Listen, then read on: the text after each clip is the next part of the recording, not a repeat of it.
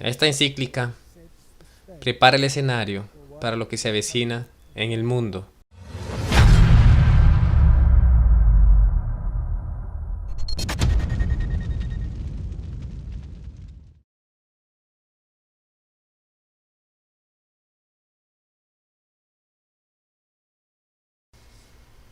Derechos del sistema sin fronteras. Nadie entonces puede quedar excluido por su lugar de nacimiento, y mucho menos por los privilegios que disfrutan otros que nacieron en tierras de mayor oportunidad.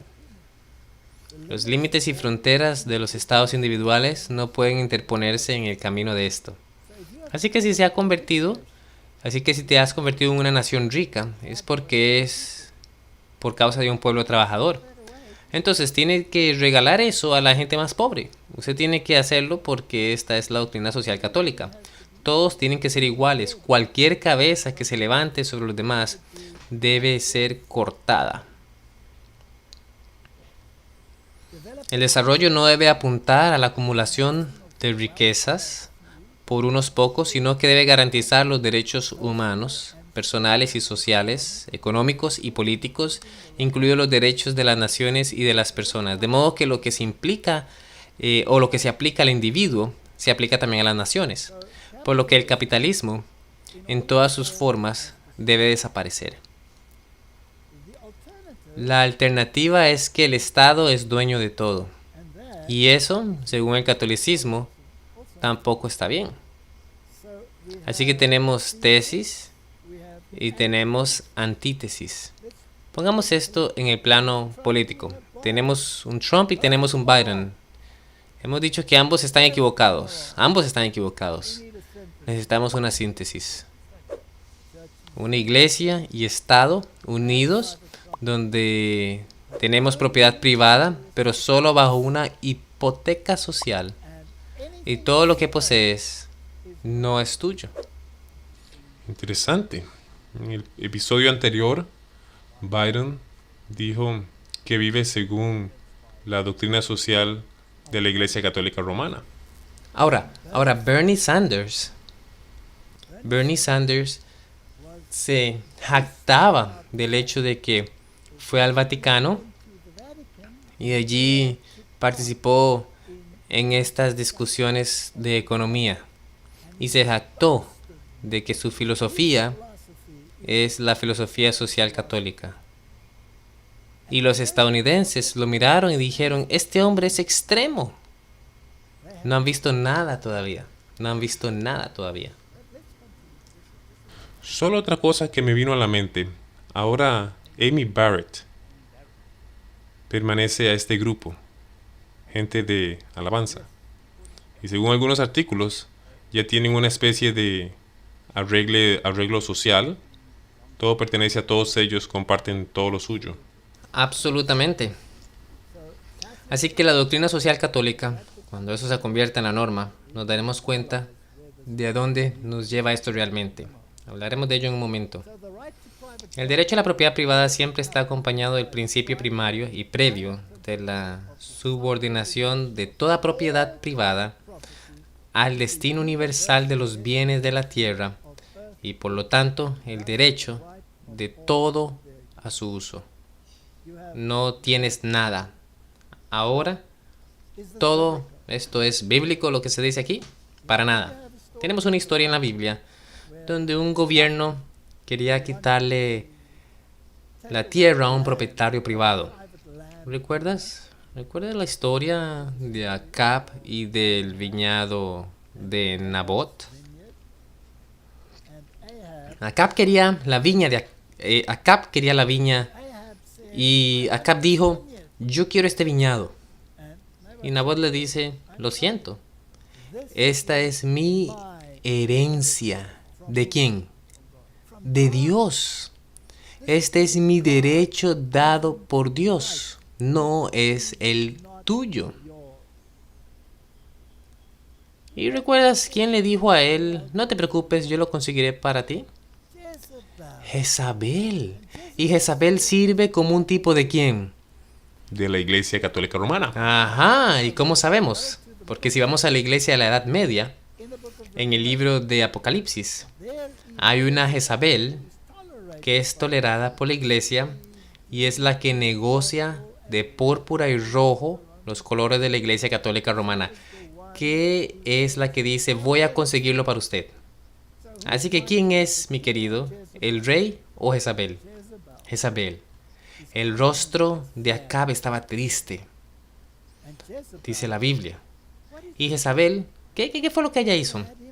Ella hizo asesinar a Nabot. Ella lo mató.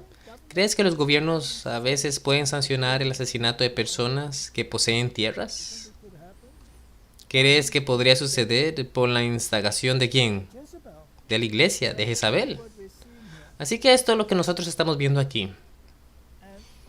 Y establece aquí, con bastante claridad, que los obispos de los Estados Unidos han estado enseñando que hay derechos fundamentales que preceden a cualquier sociedad porque fluyen en la dignidad otorgada a cada persona como creada por Dios. Esto es el bien común y esta es la ley natural. Él escribe y sigue diciendo: lo que se aplica a las naciones es cierto también para diferentes regiones dentro de cada país, ya que también hay grandes desigualdades que a menudo existen. Entonces, esta es una regla universal, una ley universal. Entonces, habla de la deuda. En muchos casos, el pago de la deuda no solo no promueve el desarrollo, sino que lo limita y condiciona gravemente. Respetando el principio de que todas las deudas adquiridas legítimamente deben ser pagadas, la manera en que muchos de los países pobres que cumplen con esa obligación no deberían terminar comprometiendo su propia existencia y crecimiento. En realidad está abogando por la abolición total de toda la deuda. Sí, de hecho, en las Naciones Unidas en un discurso se dirigió y dijo: por favor, desháganse de todas las deudas, especialmente debido a la situación del COVID-19. Ahora, ¿dónde fue que mucho de ese dinero de alivios para las naciones pobres fue? ¿Para dónde fue? ¿Para la gente pobre o los bolsillos de los líderes? Para los bolsillos de los líderes. Fronteras y sus límites. Nuestra respuesta a la llegada de personas migrantes se puede resumir en 4 palabras: bienvenido, proteger, promover e integrar. La misma historia. No estoy en contra de la migración, pero si es una migración con el fin de robar a los que tienen y apropiárselo como un derecho, entonces en la Biblia se dice que a eso se le llama robar y está en contra de los mandamientos de Dios. Toda esta encíclica está en contra de los mandamientos de Dios, pero está siendo alabada porque tiene un lenguaje tan mantecoso de amor y bondad. Y está bajo el atuendo de amar a tu prójimo.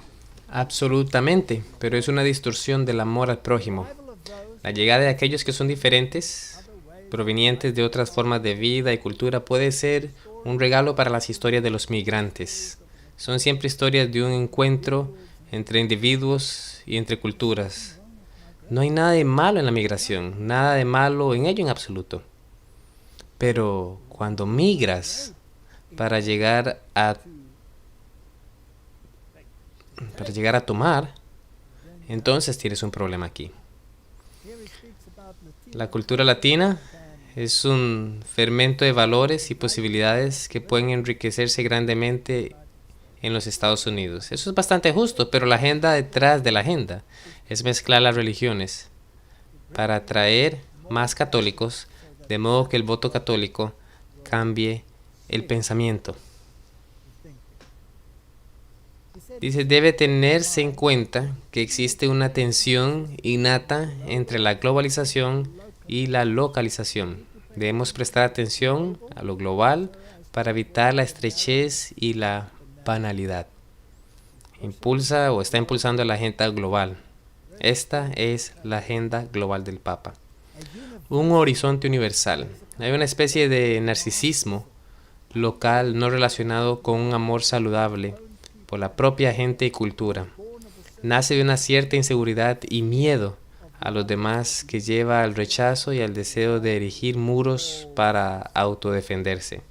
Por lo que se está convirtiendo un delito tener una cultura particular. Así que si eres alemán y tienes la cultura alemana, ella tiene que desaparecer. Si no es para el bien común, tiene que irse. Así es, tiene que irse. Así que está muy interesante esta encíclica. De hecho, una apertura sana nunca amenaza la propiedad de la identidad. Pero si la gente amenaza a los que viven en el país, ¿qué pasa entonces? Y luego pide en el capítulo 5 un mejor tipo de política. El desarrollo de una comunidad global de fraternidad basada en la práctica de la amistad social por parte de los pueblos y naciones exige una mejor especie de política, una verdaderamente al servicio del bien común. Lamentablemente, la política de hoy a menudo toma formas que obstaculizan el progreso hacia un mundo diferente. Nos dirigimos hacia un nuevo orden mundial, y cuando los reyes del mundo den su poder a esta bestia, descubrirán cuáles eran realmente los propósitos de Roma, y será demasiado tarde. Me parece interesante que se refiera a la crisis del 2007 y del 2008. Y dice, brindó una oportunidad para desarrollar una nueva economía. Pensemos en esa nueva economía. ¿Qué era esta nueva economía que pasó allí? Bueno, el mundo entero estaba endeudado y cayó y tuvieron que rescatar a todos. Así que, ¿quién rescató a quién? El gobierno. Los gobiernos rescataron la industria. Con billones de dólares, ¿cierto? Ok. El gobierno tenía el dinero, ¿no? No. ¿Y cómo rescatas a alguien si no tienes el dinero para rescatarlos? Así que no tenía el dinero para rescatarlo, así que crearon el dinero. Así es. Correctamente. Y lo rescataron. Imprimieron el dinero.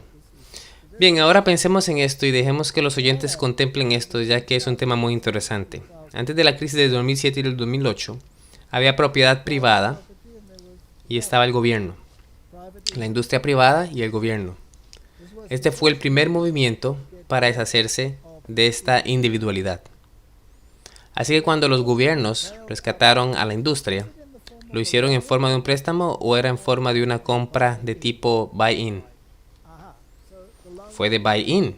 Entonces, los préstamos no tenían que ser reembolsados. Lo que sucedió después del 2007 y 2008 fue que el gobierno y la industria se convirtieron en socios. ¿Por qué era necesario que se convirtieran en socios? Para que la comunidad no sufriera. ¿Ok? De lo contrario, todo habría colapsado y la comunidad habría sufrido, por lo que el gobierno y la industria se asociaron entre sí por el bien de la comunidad. Esa es la definición de fascismo. Ese es el sistema fascista del gobierno y ese es el sistema de gobierno que Roma quiere. Por lo que el primer paso para lograr este orden económico mundial fue la crisis económica desde el 2007 y el 2008. Porque trajo una forma de fascismo económico universal en términos generales. Y no estamos hablando aquí de los adornos del fascismo. Eso es algo muy fascinante, de hecho. Así que fue para desarrollar una nueva economía. Ahora nos ocuparemos de eso en un momento. También dice, insistiría en que dar a cada uno lo suyo, para citar la clásica definición de justicia, significa que ningún individuo o grupo humano puede considerarse absoluto. Ningún grupo, con derecho a omitir la dignidad y los derechos de otros individuos o de sus grupos sociales. Por lo que básicamente no puedes tener tu propia identidad. Es probable que no. Ahora, ¿qué si usted tiene una identidad religiosa que es diferente del resto? ¿Tendría que cambiarla? Claro que sí, vas a tener que cambiarla. La distribución efectiva de poder, especialmente político, económico, de defensa y tecnológico, entre la pluralidad de sujetos y la creación de un sistema judicial para la regulación de las reclamaciones e intereses, son una forma concreta de la limitación de poder. Muy interesante. Por lo que no se permitirá ser un individuo. Me gustaría también resaltar la necesidad de una reforma de las Naciones Unidas. Este hombre es un bien ocupado. y también de instituciones económicas y finanzas internacionales para que el concepto de la familia de naciones pueda adquirir fuerza real. Nos dirigimos a alguna parte aquí. Nos dirigimos a alguna parte. Se necesita coraje y generosidad para establecer libremente metas compartidas y asegurar una observancia mundial de las normas esenciales. ¿Qué significa eso? Me pregunto si la moral católica y el culto católico del Dios Sol se incluyen en esta norma esencial. Porque dice eso en Laudato Si. Y a lo que se refirió también muchas veces, y parece que su identidad individual o grupo o grupal tendrá que dar paso a esta nueva norma. Continúa y dice, hay mucha necesidad de cambiar a través de una reforma fundamental y una renovación importante. Solo una política saludable que involucre a los más diversos sectores y habilidades es capaz de superar este proceso. Me pregunto si es él mismo estableciéndose como el maestro títere.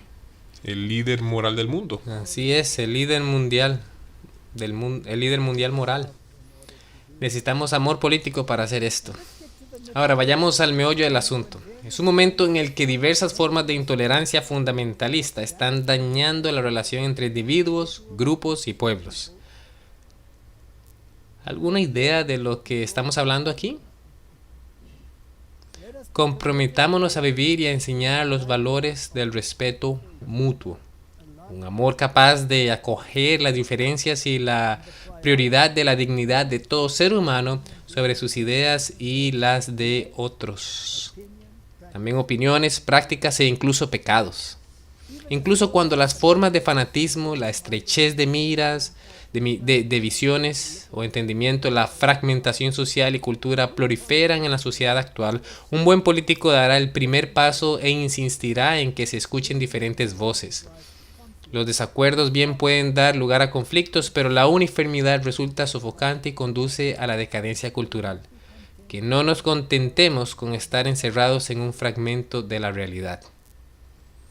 De modo que si usted tiene una norma religiosa en particular, es mejor que la cambie o que la cambie. A este respecto, el gran imán y yo hemos pedido a los arquitectos de la política internacional y de la economía mundial que trabajen denonadadamente para difundir la cultura de la tolerancia y la convivencia en paz. Suena muy bien. Estas son las dos religiones mayores que están hablando aquí. Así es, las dos religiones más grandes. Cuando una parte de la sociedad explota todo lo que el mundo tiene para ofrecer, actuando como si los pobres no existieran, eventualmente habrán consecuencias.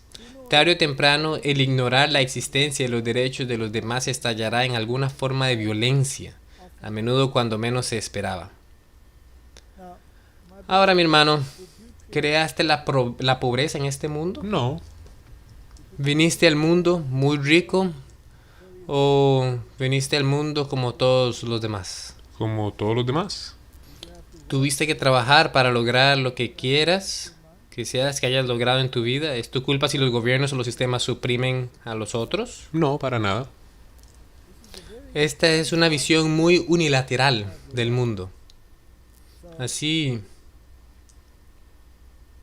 continuemos aquí. Encuentro bien interesante que él dice que la verdad, de hecho, es un compañero inseparable de la justicia y la misericordia, lo cual es por supuesto cierto. Pero ¿de cuál verdad está hablando él? La de la iglesia. Exacto, no de la verdad de la Biblia. En la cruz, la justicia y la misericordia se besaron. Ahí es donde se encuentra la verdad. La verdad se encuentra en Jesucristo y en su palabra y en su ley. Esto es absolutamente en contra de todo lo que las Sagradas Escrituras establece. Debe haber dicho la iglesia romana. Sí, sí. No solo la iglesia. Correcto. De eso es lo que estamos hablando. Y se refiere a los obispos de Sudamérica porque está trayendo al mundo entero de forma integrada. En el punto 275 dice que debe reconocerse que entre las causas más importantes de la crisis del mundo moderno están una conciencia humana desensibilizada, un distanciamiento de los valores religiosos y el individualismo imperante acompañado de filosofías materialistas que deifican a la persona humana e introducen valores mundanos y materiales en lugar de principios supremos y trascendentales. Es interesante que la conciencia humana ha sido insensibilizada. ¿Por quién? ¿No ha sido por medio de los medios de la comunicación? ¿Crees que Hollywood jugó un papel importante aquí? Entonces el teatro jesuita juega un papel en todas estas cosas. Así que creas la crisis, creas el caos y luego del caos creas tu nuevo orden mundial. Ordum out of chaos. Muy interesante. El individualismo tiene que desaparecer. Y está vinculando los valores religiosos, ¿Cuáles valores religiosos? los de la iglesia romana. Los de la iglesia romana. Pero si también estoy leyendo esto bien, dice no debe haber un individualismo prevaleciente. Exacto. Así que no se le permite tener su religión individual. No tienes que servir al bien común. La libertad de religión solo es válida siempre que sirva al bien común. ¿Y quién determina el bien común? La Iglesia Católica Romana. Es por eso que dice aquí, hay que tener espacio para la reflexión nacido de tradiciones religiosas. La Biblia dice, así habéis invalidado el mandamiento de Dios por vuestra tradición. Pues en vano me honran enseñando como doctrinas mandamientos de hombres. Ellos son el depósito de siglos de experiencia y sabiduría, sigue diciendo. Aquí nuevamente pone la tradición por encima de la palabra de Dios. Esta es una encíclica muy pero muy peligrosa. Y continúa, por estas razones, la Iglesia, mientras respeta la autonomía de la vida política, no restringe su misión a la esfera privada. Iglesia y Estado. Así es, la Iglesia y el Estado permanecen unidas. Por el contrario, no puede ni debe permanecer la margen de la construcción de un mundo mejor o dejar de despertar la energía espiritual que contribuye al mejoramiento de la sociedad. Es cierto que los ministros religiosos no deben involucrarse en la política de partidos, que es el dominio propio de los laicos, pero también pueden renunciar a la dimensión política de la vida misma, que la Iglesia dictará y hace las distinciones entre laicos y jerarquías, de nuevo aquí, que también es antibíblico. Y William Bull dijo exactamente lo mismo. Sí, exactamente. Y constantemente dice que implica una atención constante al bien común y la preocupación por el desarrollo humano integral. Esta encíclica prepara el escenario para lo que se avecina en el mundo. Y no tenemos que leerlo todo, pero es interesante. La Iglesia tiene un papel público más allá de sus actividades caritativas y educativas. Trabaja para el avance de la humanidad y la fraternidad universal. Este es el problema, que ella no pretende competir con los poderes terrenales, sino ofrecerse como una familia entre las familias. Esa es la Iglesia, abierta a dar testimonio en el mundo de hoy, abierta a la fe, la esperanza y el amor por el Señor y por aquellos a quienes ama, con un amor preferencial. Un hogar con puertas abiertas. La Iglesia es un hogar con puertas abiertas porque ella es una madre. Ella es la madre de todas las iglesias. Ella es la gran ramera de Babilonia y sobre su frente está escrito Misterio de Babilonia la Grande. Y luego introduce el paganismo, al decir, para muchos cristianos este camino de fraternidad también tiene una madre que se llama María.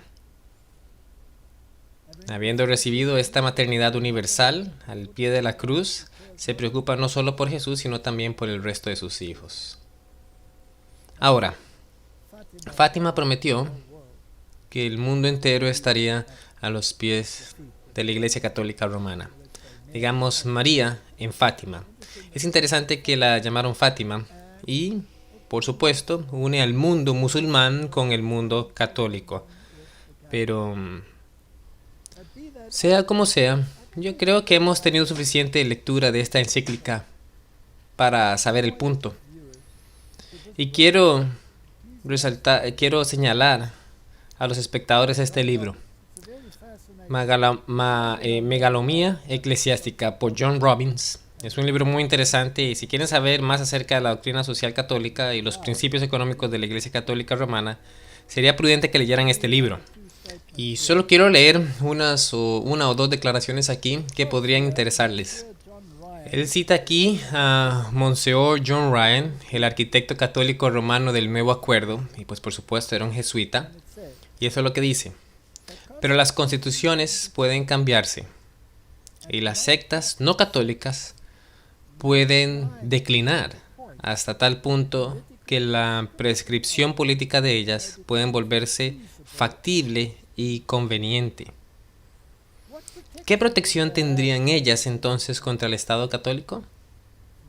Interesante. Este último, lógicamente, podría tolerar solo aquellas actividades religiosas limitadas a miembros de los grupos disidentes. No podría permitirles llevar a cabo propaganda general ni otorgar a sus organizaciones ciertos privilegios que se han extendido con frecuencia a todas las corporaciones religiosas, como por ejemplo la exención de impuestos. La Iglesia gobernará. En 1948, el jesuita Cavalli explicó la estrategia política del Estado católico romano en la civilización católica, donde dice la Iglesia católica romana, convencida a través de sus prerrogativas divinas de ser la verdadera Iglesia, debe exigir el derecho a la libertad para ella sola. Porque tal derecho solo puede ser poseído por la verdad, nunca por el error. Es un estado donde la mayoría de la gente es católica.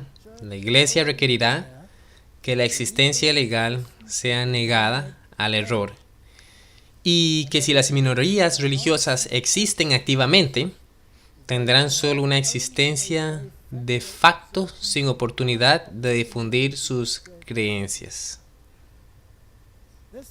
Seguro que este es el pensamiento más jesuita. Si pertenecen a algún grupo que cree en la Biblia, que cree que Jesús es el único camino a la salvación, que cree que la palabra de Dios es la norma y el estándar para su vida, que cree que la ley de Dios es en su totalidad, es decir, los 10 mandamientos son obligatorios, entonces serás un anatema a los ojos de esta iglesia. Ayn Rand tenía razón cuando escribió en 1967 que la Iglesia Católica nunca ha renunciado a la esperanza de restablecer la unión medieval de la Iglesia y el Estado con un Estado global y una teocracia global como su objetivo final. Escribe además que el Estado de la Iglesia Romana en el siglo XX, sin embargo, es una institución que se recupera de una herida mortal. Esto es lenguaje bíblico y viene de un economista.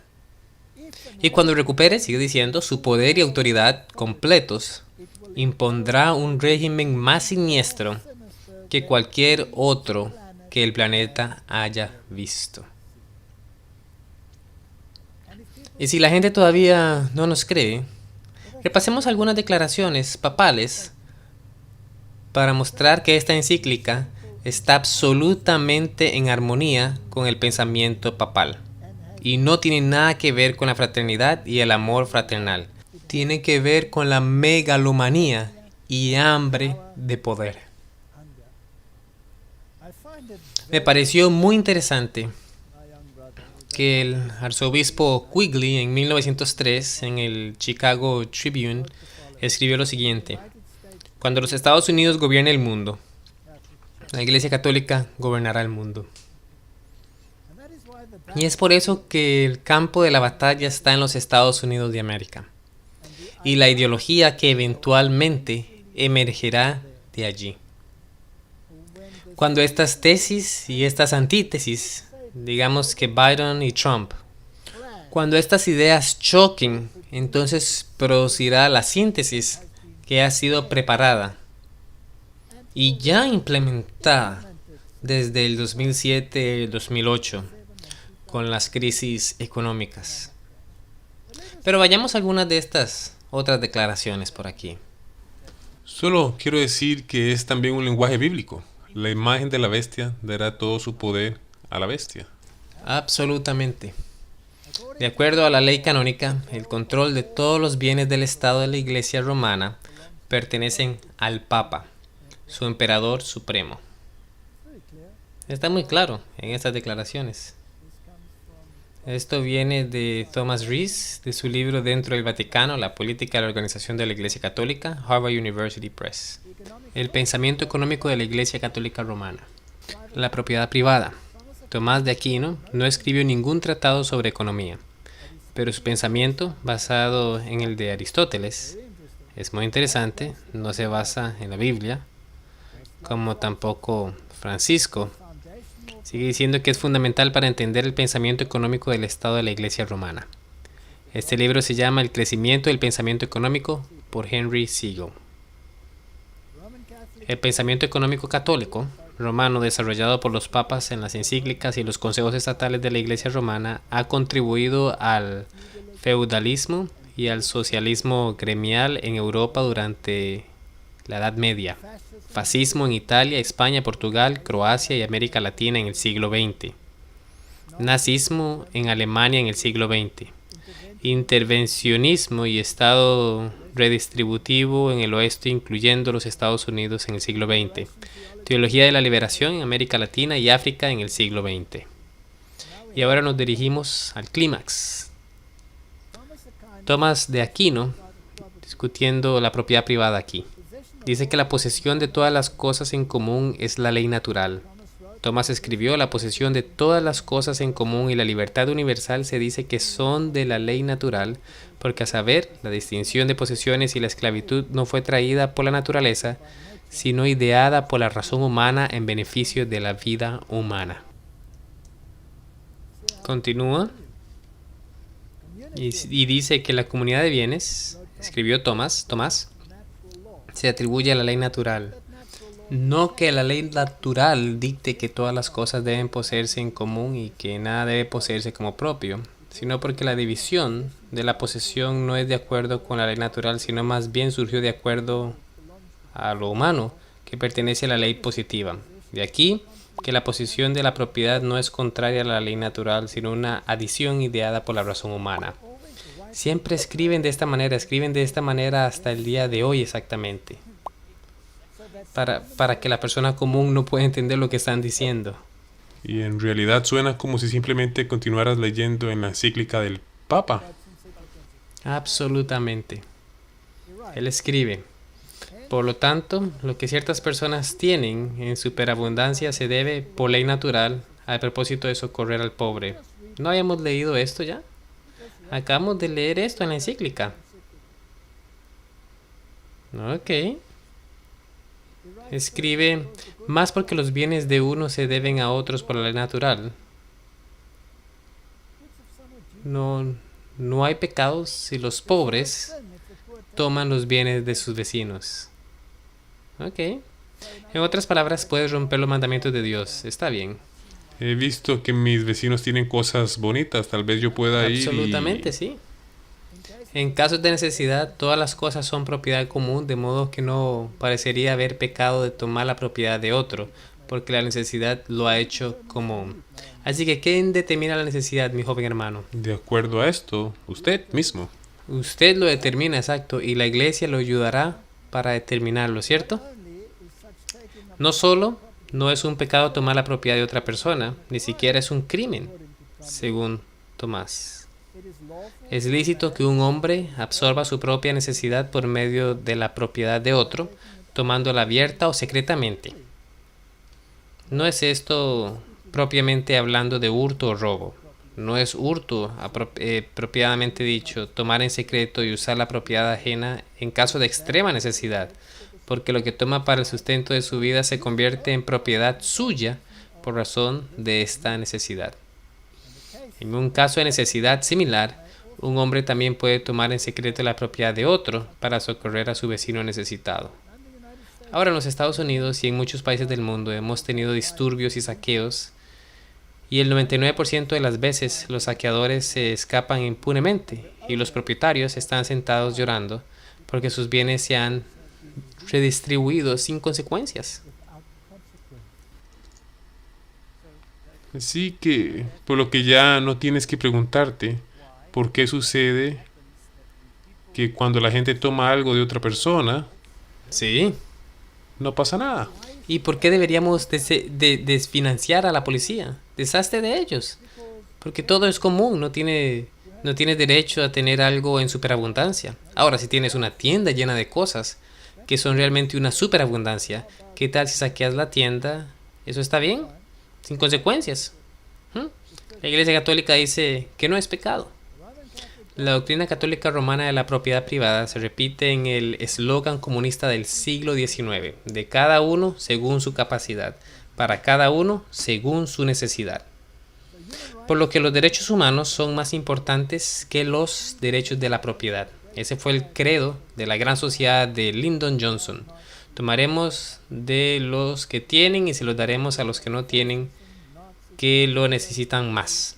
Y que aparece en la literatura del fascismo, nazismo, teología de la liberación, intervencionismo y socialismo. Esto es lo que la gente de Bernie Sanders y todos ellos son, ellos es lo que dicen. De eso se trata la doctrina católica romana. Ahora, Juan Pablo II, quien es un héroe en los Estados Unidos, en el momento de expresión de su encíclica de 1987 sobre la preocupación social, dijo: es necesario anunciar una vez más el principio característico de la doctrina social cristiana. Los bienes de este mundo están originalmente destinados a todos. El derecho de propiedad privada es válido y necesario pero no anula el valor de ese principio. La propiedad privada, de hecho, está bajo una hipoteca social. No tienes nada, pertenece a todos. Lo que significa que tiene una función intrínsecamente social basada y justificada precisamente por el principio de destinación universal de los bienes. De modo, ¿a quién le pertenece todo? A la iglesia. Y en nadie más es dueño de nada, ni siquiera los gobiernos. La iglesia es dueña de todo. Si vas atrás en la historia y vas al mapa de Sudamérica donde el Papa puso su dedo y dijo: esto pertenece ahora a mi buen país Portugal, esto aquí pertenece a mi buen país España. Si no mueves el lindero, te lo quitaré y se lo daré a otra persona. Él pondrá su mano sobre Checoslovaquia y dirá, bueno, la República Checa, y dirá: esto ya no existe, porque un joven anfitrión se atrevió a influir en la población lejos de Roma. Así que ese país, esa economía, no existirá más. El Papa Pablo VI, el Papa Francisco, de hecho lo citó, ¿no? Y dice: cada hombre tiene por lo tanto el derecho de encontrar en el mundo lo que es necesario para sí mismo. El reciente Concilio Vaticano II, nos recuerda que Dios destinó la tierra y todo lo que contiene para el uso de todos los seres humanos y personas. Así como todos los hombres siguen la justicia y se unen en la caridad, los bienes creados deben abundar para ellos sobre una base razonable. Todos los demás derechos, incluidos los de la propiedad y de libre comercio, deben de estar subordinados a este principio. Usted no posee nada, en otras palabras. Y solo para citar lo anterior con Juan Pablo II, parece que tal vez Trump está ahora en contra de todo esto. El quitar la propiedad y la idea que todo le pertenece a todos, pero como dijiste, respalda de cierta manera a Juan Pablo II. Absolutamente, absolutamente. Y aquí se cita: si hay una necesidad extrema, tiene derecho a obtener para sí mismo lo que necesita de las riquezas de los demás. Eso es exactamente lo que Tomás de Aquino dijo. Estas personas no son santos, son criminales en los ojos de Dios. Y los etiquetamos, o la iglesia los etiqueta más bien como santos. Por lo tanto, debido a que la propiedad privada es inmoral, todos los hombres, individuos y gobiernos tienen la obligación moral de distribuir los bienes poseídos injustamente por los dueños de propiedades. Interesante, ¿cierto? Juan Pablo II dice que todos los bienes incluyen no solo los bienes encontrados en la naturaleza, sino también productos manufacturados. por lo que no tiene derecho a su televisor si alguien más lo necesita, o tu vehículo, secuestro, todo es permitido. No es de extrañar que la sociedad se encuentre en el estado en el que está. Han anulado la ley de Dios. Este sistema es llamado por Dios desorden, sin ley, el hombre de pecado, el hombre de anarquía. Esto es lo que es. Anula la ley de Dios y se sienta él mismo como el sistema de valores morales del mundo en el nombre de la misma persona a quien le está usurpando su poder, Jesucristo. Me pongo muy apasionado acerca de esto. Y me gustaría simplemente también de nuevo reiterar, no piense que sí, pero esto es el Papa y esta es la Iglesia Católica Romana. No es nada. Acabas de escuchar en el episodio anterior que Biden y Trump elevan esta institución. Así es, y no solo eso, sino que las bases para la implementación de estas cosas ya se han hecho. Por lo que esta no es una filosofía en algún lugar del horizonte, esto está a las puertas. Y esta encíclica por las que acabas de pasar reconoce también que esta Roma no ha cambiado. Roma no ha cambiado ni un ápice, y esta encíclica del Papa Pío Rerum Novarum, con la condición de las clases trabajadoras, una de las declaraciones más influyentes de la Iglesia romana sobre los asuntos económicos, es la encíclica Rerum Novarum de 1891 sobre la condición de las clases trabajadoras. Nada ha cambiado. Esta encíclica viene de 1891. Cada papa ha citado a esta encíclica. El Estado de la Iglesia romana se alía con el protelerat o el proletariado, el cual en el marxismo es el gran y último enemigo del orden capitalista. Pío, escribiendo en 1931, declara que el Rerum Novarum se destaca en todo, que establece para toda la humanidad reglas infalibles para la correcta solución de los difíciles problemas de la solidaridad humana llamada la cuestión social, escrito por Pío XI en 40º año o año. Otro, Juan XXIII, escribió y citó, y este es el Papa que inició el Vaticano II. Por mucho, la evidencia más notable de que la enseñanza y acción social que la Iglesia ha expuesto a través del siglo, sin duda, es la muy distinguida encíclica Rerum Novarum. Quiero decirles hoy que la encíclica que el Papa Francisco acaba de publicar, redactado en este lenguaje florido y mantecoso, no es más que un refrito del Rerum Novarum, emitido hace 70 años. Y sigue diciendo, las normas y recomendaciones contenidas allí fueron tan trascendentales que su memoria nunca caerá en el olvido. Y el Papa Francisco se ha asegurado bastante bien de eso. Nos dijo que la encíclica Rerum Novarum fue fundamental para poner fin al capitalismo en el siglo XX, al marcar el comienzo de la era de la interferencia efectiva por parte del gobierno. ¿No tienes privacidad? ¿Y no han llevado eso a un nuevo nivel? ¿Que te han quitado la privacidad? Está en tu bolsillo todos los días cuando llevas tu teléfono contigo. Sí, y ahora con el COVID-19, mira la vigilancia. Absolutamente. No existe la privacidad. No privacidad. Esto es del libro Megalomanía Eclesiástica, que yo estaba citando hace un momento, y dice que Rerum Novarum fue la voz de la autoridad moral necesaria para asegurar el desarrollo de una interferencia efectiva por parte de todos los gobiernos en el siglo XX. Píos el XI escribió, no es sorprendente, por lo tanto, que bajo las enseñanzas y directrices de la Iglesia, muchos sacerdotes y laicos eruditos se dedicaron seriamente al problema de elaborar la ciencia social y economía de acuerdo con las condiciones de nuestra época. Entonces, ¿quiénes fomentaron la violencia en el mundo? La Iglesia.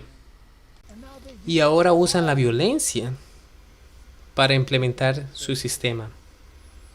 Bajo la guía y a la luz de la encíclica de Leo Rerum Novarum, que fue hace casi 130 años, así se desarrolló una ciencia social verdaderamente cristiana que continúa siendo fomentada y enriquecida diariamente por la labor incansable de esos hombres elegidos a quienes hemos nombrado los auxiliares de la Iglesia. Me pregunto quiénes eran estos hombres elegidos. ¿Serán los hombres que dirigen la política del mundo hoy? Sí, ya hace 430 años. ¿Y quién constantemente está a su lado? Sus guías jesuitas y prelados.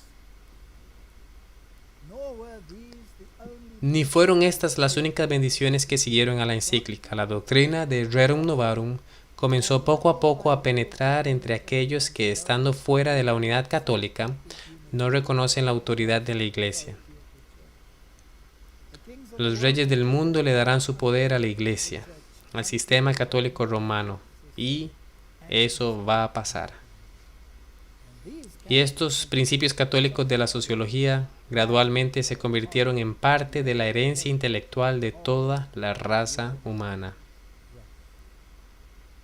Por lo que también nos regocijamos de que las verdades católicas proclamadas tan vigorosamente por nuestros ilustres predecesores y predecesor Leo XIII están avanzados y defendidos no solo en libros y revistas no católicas, sino también con frecuencia en asambleas legislativas y en los tribunales de justicia. Los Bidens de este mundo, los Bernie Sanders de este mundo, están hablando este idioma. Esos hombres escogidos. Fascinante idioma. Sociedades secretas. Teorías de la conspiración. Nuestros amigos tendrán un día de campo sobre las teorías de la conspiración. Así que John Robbins lo resume y hace la pregunta: ¿quiénes son esos hombres elegidos? Dice: esos hombres elegidos a quienes hemos nombrado los auxiliares de la Iglesia, citando lo que el Papa había dicho, que han sido tan fundamentales para poner fin al sistema de libre empresa del siglo XIX y sustituir un sistema de interferencia del gobierno en el siglo XX. Esos hombres escogidos son, no lo sé. Bueno, yo creo que estamos viendo a esos hombres escogidos hablar en nuestras pantallas de televisión todos los días. Pío dijo en su encíclica: bajo el fascismo, los propietarios pueden mantener efectivamente sus títulos de propiedad, pero el uso de su propiedad, como escribió Leo XIII, es común. Eso es exactamente lo que el Papa Francisco dijo. El fascismo es una forma de socialismo que conserva las formas y los adornos del capitalismo, pero no su sustancia. Bajo el fascismo, los títulos de propiedad y las escrituras están intactos, pero la institución de la propiedad privada ha desaparecido. Parece que posees la tierra, parece que estás en tu propio viñedo, pero Acab dice: la quiero. Y Jezabel dice: te la daré. Y si él no se quiere mover, voy a matarlo. Ese es el escenario muy interesante. Las regulaciones gubernamentales y los mandatos lo han reemplazado.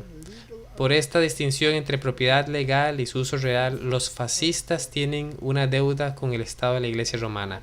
Esto sale de la boca del sistema católico romano. Cuando hablamos de la reforma de las instituciones, el Estado viene a la mente principal, no como si se esperara el bienestar universal de su actividad, sino porque las cosas han llegado a deshacerse a través del mal de lo que hemos conocido como individualismo, que tras el derrocamiento y casi extinción de esa rica vida social que una vez fue altamente desarrollada a través de asociaciones de varios tipos, la política social del Estado debe, por lo tanto, dedicarse al restablecimiento de las industrias y profesiones. Digamos esto en pocas palabras: queremos volver a la Edad Media. Eso es lo que dice.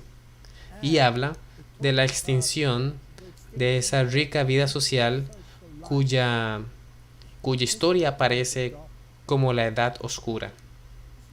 Aquí es donde nos dirigimos, quizá peor. El experimento con la libertad económica Pío XI escribió, debe terminar y la vida económica debe volver a estar sujetos a la planificación y el gobierno.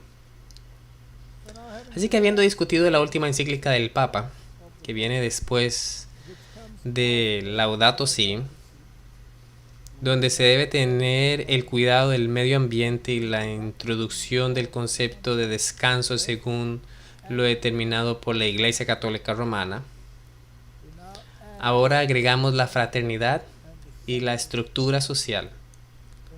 Y entonces tenemos la directiva moral y tienes la directiva social y son los dictados de la Iglesia Católica Romana.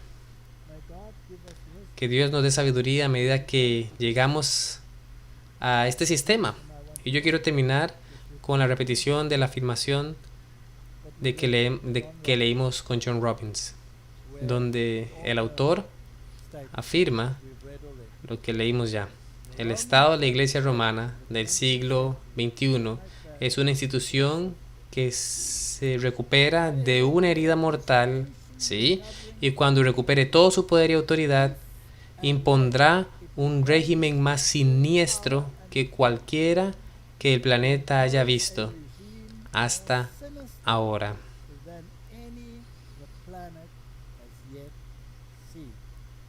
Esto está en la página 195 de este libro. Que el Señor tenga misericordia de esta humanidad y que encuentren refugio bajo el ala de Jesucristo para que puedan entender lo que la verdadera libertad es. Está ligada en su ley. Está ligada en su ley, que es una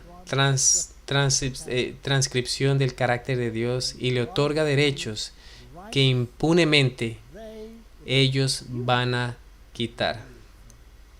Oremos. Padre Celestial, nos dirigimos a los momentos muy finales de la historia de la Tierra. Estamos en tiempos muy graves y no hay única solución que quede.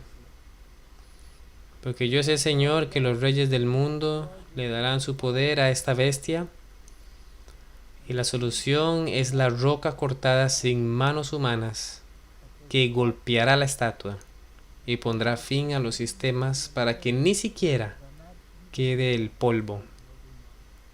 Que ese día llegue pronto, en el nombre de Jesús. Amén. Gracias por ver este video. Para suscribirte, haz clic aquí. Cuando aparezca la campana, haz clic nuevamente para recibir notificaciones. Para ver el siguiente video, haz clic aquí. Gracias.